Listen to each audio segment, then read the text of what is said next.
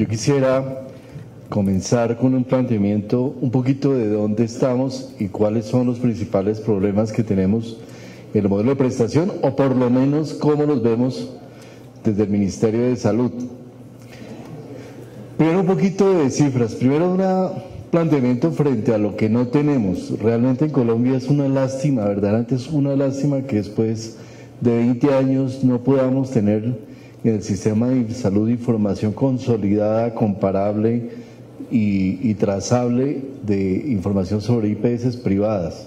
Realmente es tremendamente triste que no tengamos esa disposición. Entonces tenemos básicamente la información de IPS públicas y lo que nos muestra, como muestra esta gráfica, es, si uno compara simplemente 8 años, entre el año 2002 y 2010, el tremendo crecimiento que hemos tenido en el país en la demanda de servicios de salud, particularmente lo que tiene que ver con consulta electiva de urgencias y cirugías, con una reducción pues de esperar de acuerdo con los patrones demográficos en lo que son partos, pero con crecimientos muy importantes que yo no sé cómo saber interpretar, cuánto valdría la pena interpretar frente a un crecimiento no tan grande, Juan Pablo, en los egresos. Yo creo que habría que mirar si es que estamos generando mucha más actividad con una menor cantidad de ingresos, pero pues hay un dato que es relevante, por lo menos en hospitales públicos.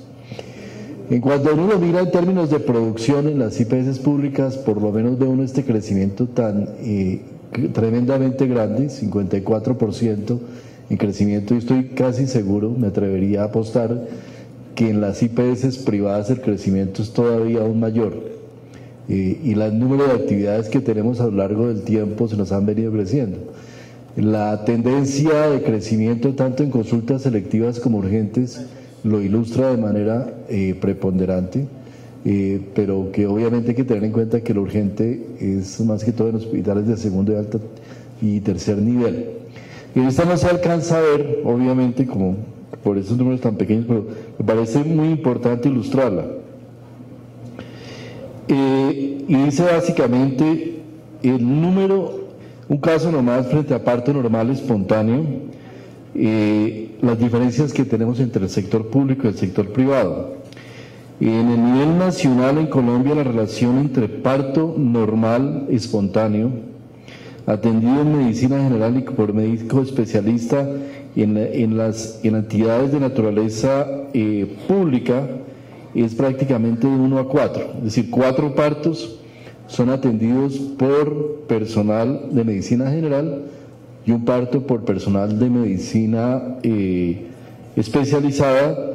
Mientras tanto, en el sector privado la relación es prácticamente de 1 a 1. Y esto se relaciona básicamente en a nivel de los diferentes departamentos. Pero hay estadísticas que además nos parecen uno le debe parecer un poco preocupante. Razón de partos remitidos por cada parto atendido. Para ilustrarle esta cifra, de cada 100 partos atendidos en el año 2007, se remitían 48, es decir, 2007 es hace 6 años. En el 2012, de cada 100 partos atendidos, se remiten 88, de la primer nivel al segundo nivel. A mí esta estadística me parece tremendamente preocupante, pero tremendamente preocupante que en solo 6 años hayamos estado cambiando nuestra resolutividad del sistema de una manera tan avanzada, tan severa, y cuando uno mira el porcentaje ocupacional, el porcentaje ocupacional del primer nivel no supera el 40%, mientras que los demás niveles superan el 78%.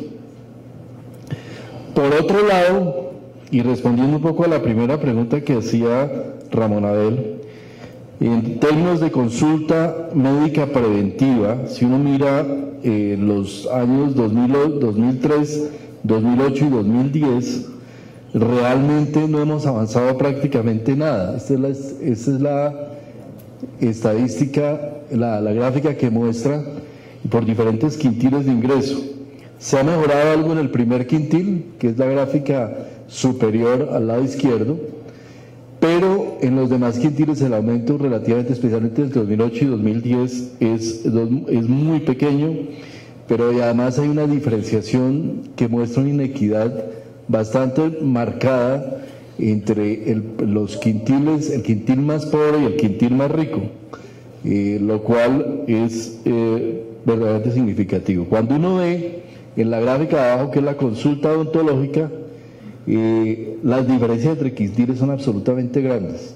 En el primer quintil, 15% aproximadamente de la población asistió a una consulta odontológica anual, mientras que en el quintil más pobre, el quintil 1, mientras en el quintil más rico el 54%. O sea, prácticamente más de 3 veces la posibilidad de ir a consulta odontológica y de naturaleza preventiva. Ese resultado es muy relevante y se relaciona con otro resultado que uno ve cuando hace análisis de equidad, y donde encuentra que en los servicios hospitalarios, los servicios de consulta especializada, en general Colombia ha alcanzado unos niveles de equidad bastante grandes.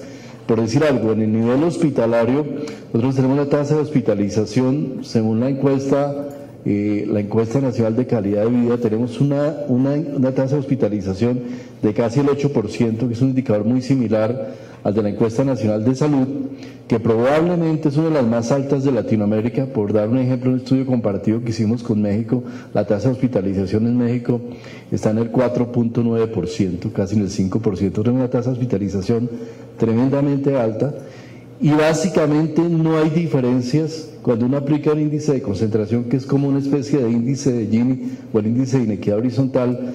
Prácticamente la inequidad es cero en consulta hospitalaria. En acceso a consulta especializada también hay una relevante, no hay relevantes diferencias entre las poblaciones más pobres y las poblaciones más ricas, pero en la consulta y en los servicios de naturaleza preventiva sí tenemos unas diferencias muy grandes y muy preocupantes. Si a esto le sumamos la tan alta tasa de remisión a la alta complejidad, nosotros tenemos un panorama que es hondamente preocupante en el primer nivel de atención. Nosotros tenemos un problema realmente muy relevante en el primer nivel de atención.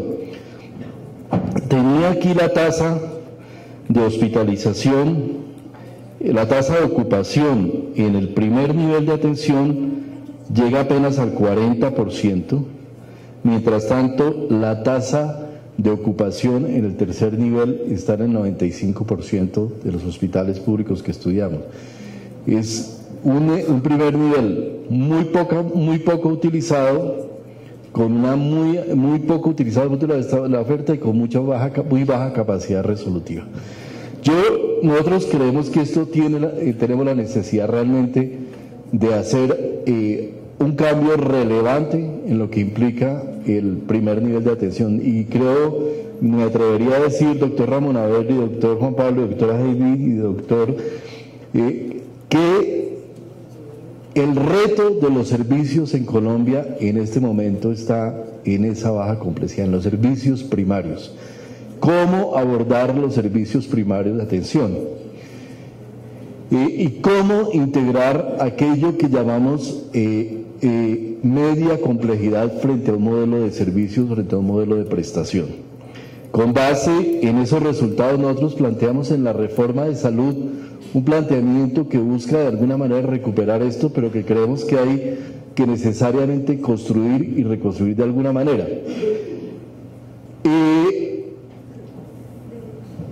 Uno tiene la tentación de decir, no, es que el primer nivel de atención debe ser resolutivo, y yo creo que lo que visualizamos siempre es un primer nivel de atención donde bajamos servicios de la alta complejidad y los llevamos a ese primer nivel para que puedan resolver. Yo creo que eso hay que pensarlo de otra manera. Nosotros tenemos que pensar el primer nivel de atención no bajo una visión estrictamente de servicios, sino para una visión absolutamente estratégica, y yo creo que ahí coincido absolutamente con el primer planteamiento de Juan Pablo. Llevamos en Colombia muchos años en el desarrollo de la Ley 100 dimensionando la oferta desde la propia oferta de servicios, visualizando ¿qué es lo que debe tener la oferta? Y en este momento uno de los grandes temas de discusión que tenemos al interior del Ministerio de Salud, en el tiempo que nos deja la reforma de salud, es precisamente ese, es cómo lograr dejar de visualizar la oferta desde la propia oferta, porque ahí estamos haciendo un ejercicio que es absolutamente perverso. Positivo en muchos sentidos. Yo creo que el sistema, por ejemplo, el sistema de gestión de calidad de Colombia, que es ejemplo a nivel latinoamericano y que es una frontera absolutamente importante, se construyó con base mucho en esa visión y también en la visión de la demanda, pero digamos bajo esa visión de tener un modelo incluso de habilitación donde se garantizara desde la infraestructura y desde la tecnología el servicio de salud. Pero de alguna manera, en algún momento de esa visión, de ese trasegar hacia la generación de servicios y el crecimiento y la oferta de servicios de salud, dejamos de pensar la oferta desde la propia demanda. Y la demanda de servicios de salud en Colombia nos dice que nosotros tenemos problemas muy severos que deberíamos abordar desde un primer nivel con una capacidad resolutiva bastante amplia.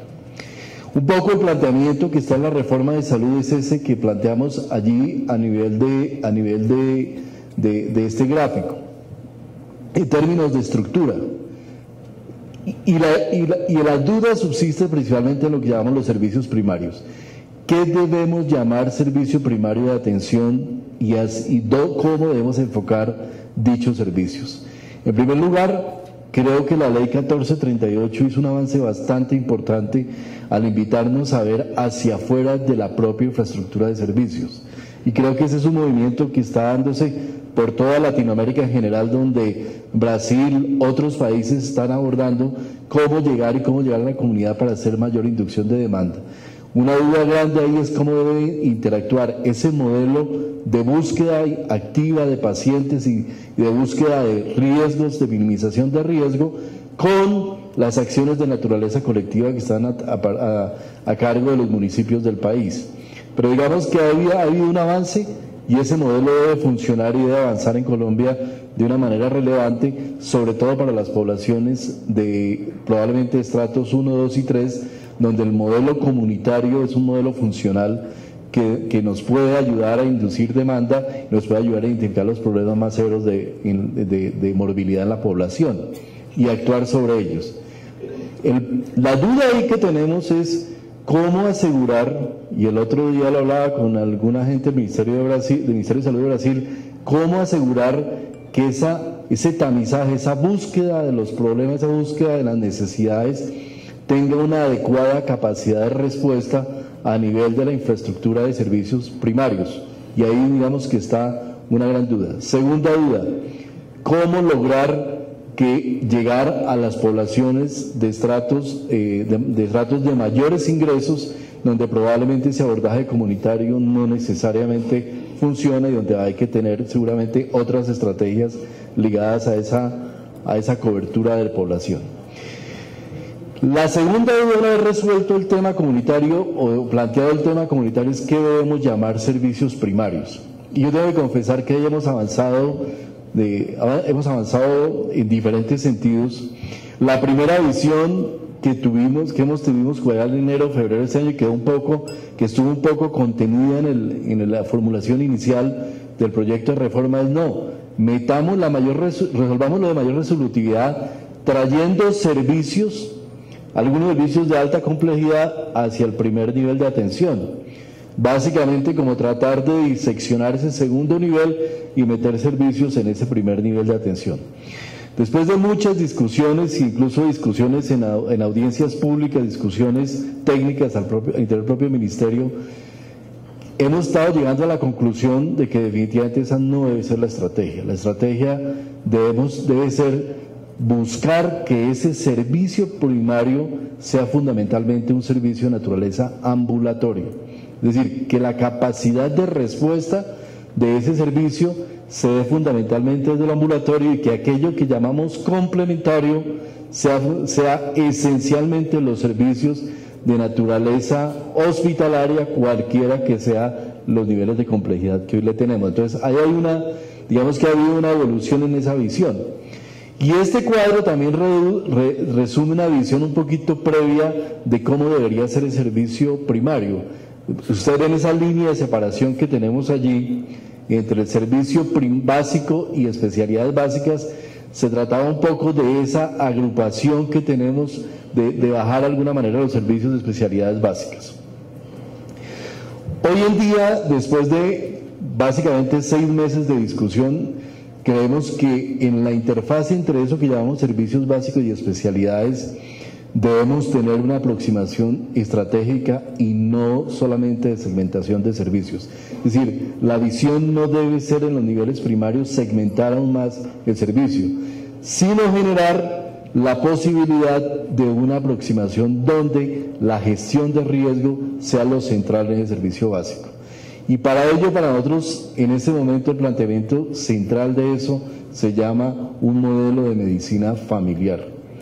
¿Cómo lograr? ¿Por qué medicina familiar? Porque la medicina familiar integra tanto los aspectos asistenciales como los aspectos de naturaleza de comunitaria, familiar y de gestión de riesgo. Nosotros necesitamos consolidar en los niveles primarios de atención la posibilidad de trascender la pura atención individual y llegar a un nivel de atención, a una atención que sea centrada no solo en la unidad de análisis de observación individuo, sino en la unidad de observación familia, persona, comunidad, como con una verdadera capacidad de interactuar y de relacionarnos con las acciones intersectoriales que desde la salud pública se están haciendo sobre los determinantes sociales. Entonces, esa es como la visión de lo que deberíamos tener y lo que estamos planteando como nivel primario. En los niveles complementarios, en los niveles hospitalarios de mediana a alta complejidad, creo Colombia ha avanzado muchísimo. Colombia realmente, hoy podemos decir que tenemos un desarrollo muy estructurado en los servicios hospitalarios de alta y mediana y alta complejidad. Y creo que hay instituciones que realmente son orgullo del país. Sin embargo, ahí un poco el problema no reside tanto en la definición de qué hacer y qué debe hacer ese nivel hospitalario, sino en el cómo lo debemos hacer. Cómo debemos abordar, cuál es la institucional, cuál es la tipo de infraestructura de servicios que debe haber en ese nivel complementario para garantizar una atención integral en la mediana y alta complejidad. Yo creo que ahí está en este momento el dilema que existe, y esa es una situación que viene de bastante atrás. Cuando uno piensa, digamos, los elementos que están planteados en la ley Sandra Ceballos, en la ley de cáncer infantil, de alguna manera, desde el momento en que se formularon esas leyes, intuitivamente se han identificado algunos problemas muy complejos que derivaban en la fragmentación del servicio de salud. Y de ahí que el llamado que hacen estas leyes y que uno identifica muchísimo en la atención y en los problemas que día a día enfrentamos en el Ministerio de Salud frente a la prestación es cómo asegurar que haya un proceso integral de servicios de salud donde no haya fragmentación. ¿Cuál debe ser el modelo institucional en esa alta complejidad? Yo creo que este es un tema que todavía tenemos por resolver, pero que hay unos elementos que valdría la pena tener en cuenta. Uno ve a nivel nacional, y cuando recorre en un cargo como el mío tiene que recorrer a nivel nacional el país, cada vez más uno ve evidencias de hospitales, de instituciones de alta complejidad tremendamente descompensadas, donde hay una descompensación al interior de la estructura productiva de servicios de salud de alta complejidad. De alguna manera, a lo largo de los años se les fueron extrayendo a muchas de las unidades hospitalarias, particularmente las entidades públicas, se les fueron extrayendo los servicios de mayor agregado tecnológico por razones y por diferentes incentivos económicos. Y hoy encuentra uno, por muchas partes, casi en la mayor parte de los hospitales públicos, una especie de cascarón público en el cual los servicios que realmente agregan valor tecnológico han sido dados en concesión o han sido entregados a explotaciones de naturaleza privada, obviamente muy legítimas, pero por otro lado, los servicios de baja complejidad, de bajo agregado tecnológico que están en las instituciones siguen siendo mantenidos dentro de la estructura pública. Cuando se integran estas dos unidades no hay una unidad compensada. Y por otro lado se ha venido generando un incentivo para generar unidades de producción de servicios externas a la infraestructura de servicio hospitalaria que se dieron desafortunadamente, y no es que de ninguna manera estemos en desacuerdo con eso, sino que se dieron de una manera no planeada y no regulada, se fueron dados espontáneamente por incentivos de mercado y digámoslo con toda tranquilidad, con incentivos de lucro claros, entendiendo que el lucro no es de ninguna manera negativo, sino incentivos de naturaleza económica, llamémoslo así. Y esta desagregación, esa desarticulación económica y operativa, funcional, clínica y médica de los servicios de salud nos está resultando una tremenda fragmentación de los servicios de salud, además de la inviabilidad en muchas oportunidades de algunas de las instituciones hospitalarias. Este problema en la alta complejidad hay que buscarle una respuesta que, a mi entender, no es una respuesta de naturaleza económica, sino tiene que ser una respuesta de naturaleza científico-técnica. Es decir, a este planteamiento de tantos años de desarticulación de la infraestructura de alta complejidad hay que darle una respuesta técnico-científica y no una respuesta económica. No es la racionalidad... ¿Me permite hacer una moción de orden porque su tiempo se le agotó? Si quiere, por favor, un minuto y cierro. Sí, a esta racionalidad, a este tema, a esta racionalidad hay que agregar una estructura técnico-científica en el sentido de Colombia tiene que decidir cómo vamos a superar este tipo de problemas. No es justo que no tiene sentido desde el punto de vista técnico que nosotros tengamos en Colombia en ese momento 34.000 pacientes en tratamiento de VIH-Sida al año que reciben tratamiento y tengamos 611 unidades prestadoras de servicios de tratamiento de VIH-Sida en el país. Eso no tiene una racionalidad. No tiene sentido que tengamos 2.200 unidades de cáncer en el país mientras tenemos 77.000 pacientes de cáncer. Cuando uno hace esa división, la razón entre unidades de servicio y pacientes, esto no resiste un análisis de manera relevante. Entonces, creemos que hay que hacer una discusión y generar una visión que lleve hacia una política de prestación de servicios en el país que por primera vez recoja esta experiencia y de un derrotere un lineamiento hacia dónde debe ir el país en el sentido de una política de prestación de servicios. Esto se dejó en algún momento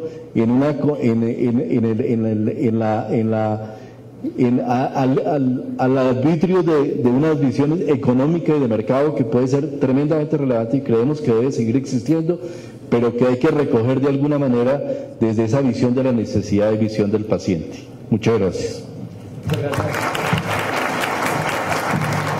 Muchas gracias, viceministro. Bueno, dado que el panel empezó a las 2:00, los quería dejar aquí en el auditorio. Primero,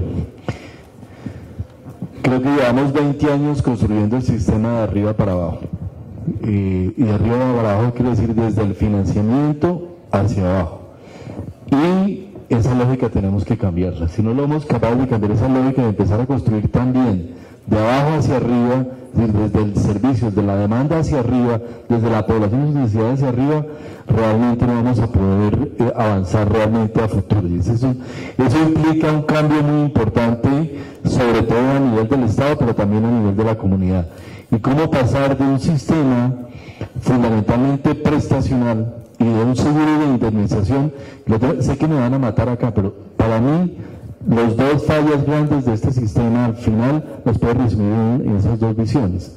Una visión de un modelo de aseguramiento que terminó transformado básicamente en un seguro de indemnización, donde el tema es tener la plata para pagar, ¿sí? Y ahí se acaba todo, y no hay una visión de riesgo, y por otro lado un modelo prestacionalista, no desde los prestadores, sino fundamentalmente desde el mensaje que le damos a la comunidad, a la sociedad, y donde la sociedad ha entendido que un buen sistema de salud es aquel que le da prestaciones, no el que le da salud.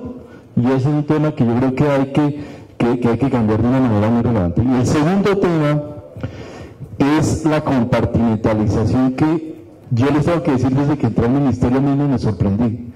Aquí nosotros compartimentalizamos por un lado salud pública, por otro lado modelo de aseguramiento, por otro lado modelo de prestación, y por otro lado mover los recursos humanos. Cada uno tiene una dinámica diferente.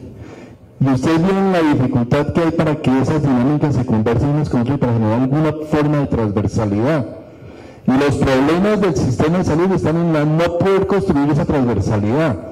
Entonces, un sistema de aseguramiento que se autorreferencia, un sistema de formación de recursos humanos que vive autorreferenciándose, donde las lógicas del aseguramiento son solamente el tema UPC, el POS, de pronto, digamos, la evaluación tecnológica, pero donde no hay un vaso comunicante con qué es lo que está pasando en la prestación, realmente no tiene sentido. Si queremos pasar a un modelo de gestión de riesgo, tenemos que integrar desde la visión de la salud pública, porque ahí también hay compartimento. Entonces, el compartimento de la salud pública es el compartimento de la atención primaria en salud, y ese es de arriba hacia abajo, y todo allí tiene un sentido. No, hay que integrar la visión de atención primaria con la del aseguramiento, la prestación y los recursos humanos que necesitamos. Si no logramos construir esos incentivos transversales para generar un sistema que realmente pueda consolidarse, realmente es muy complejo que logremos avanzar. Cada uno de esos compartimentos tiene sus dolientes y cada uno de esos compartimentos tiene sus propios intereses. Y la institucionalidad rectora del propio Ministerio de Salud ha tenido una fragilidad tremenda y la misma institucionalidad del Estado para superar esa compartimentalización. Entonces yo creo que esos son los dos mensajes que creo que hay que quería dejar para no perder, digamos, esta visión de que la prestación en sí misma no es solo un fenómeno aislado, sino que hay que mirar en toda su integralidad. Muchas gracias, viceministro. Con respecto a la capitación, yo creo que nos identificamos con el planteamiento de Ramón Abel de que la capitación realmente tiene un efecto positivo, que es la rapidez en el flujo de los servicios y la posibilidad de no acumular cartera y una cierta estructura económicamente sana de estos hospitales, pero por otro lado ha tenido unos efectos bastante negativos sobre la propia prestación del servicio de salud. Si uno capita, termina, y uno lo ve en los municipios, termina siendo,